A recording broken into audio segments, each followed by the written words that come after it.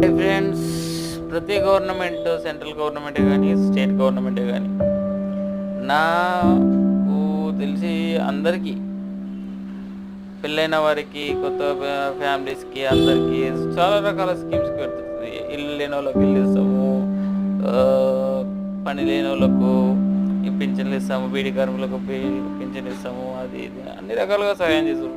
రైతులకు సహాయం చేయడము, ఇలాంటి చాలా పథకాలు ఉన్నాయి. అది అంత బాగుంది.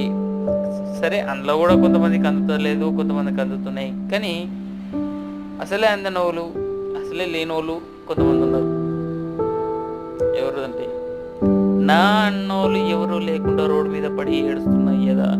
చాలామంది అనామకులు ఉన్నారు ఈరోజు. వాళ్ళ గురించి ఎవరైనా పట్టించుకున్నారా?